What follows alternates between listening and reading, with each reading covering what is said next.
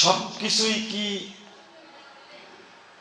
আছে কোরআন ও সুন্নাহ? মানে সালাফদের অনুসরণ করে কিন্তু দাড়ি কাটে, সিগারেট খায়। কি বলেন, সবকিছুই মানে বললেন, আবার আবার ওদের দাড়ি কাটে, কেমন হইলো? হ্যাঁ, সিগারেট খাই, সবকিছু মানলে কি করে?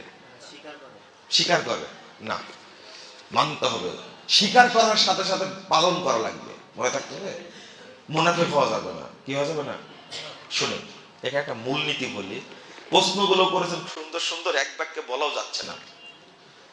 আপনি নিজে মনে করবেন যে আপনি মুমিন না মুনাফিক।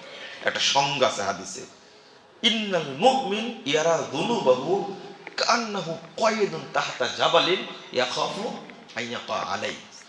মুমিন ওই ব্যক্তি যে ব্যক্তি পাপকে মনে করে আমার পাহাড়ের মাথার উপরে বিশাল পাহাড়, আল্লাহ যে কোনো সময় ছেড়ে দিবেন, আমাকে মেরে ফেলে দিবেন, ধ্বংস করে দেবেন। এ হলো মুমিন, যে পাপকে ভয় করে।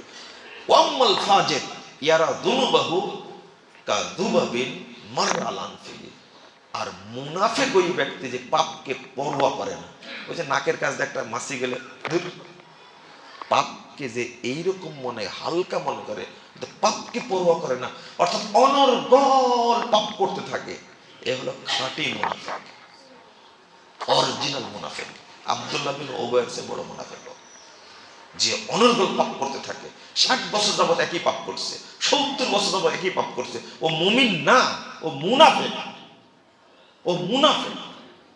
তা একজন ব্যক্তির বয়স 60 বছর হয়েছে, এখনো দাড়ি চাষে, একবারে চামড়া টান দিয়ে ধরে চাষে, ও মুনাফিক না?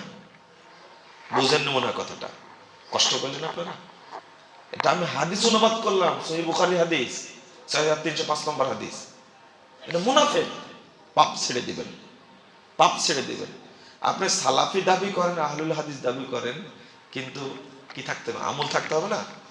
আল্লামা আব্দুল্লাহ আল কাফি আল কুরাইশি রাহিমাহুল্লাহ দেখেন আহলে হাদিস পরিচিতির মধ্যে লিখছেন যে আহলে হাদিস কাকে বলা হয়।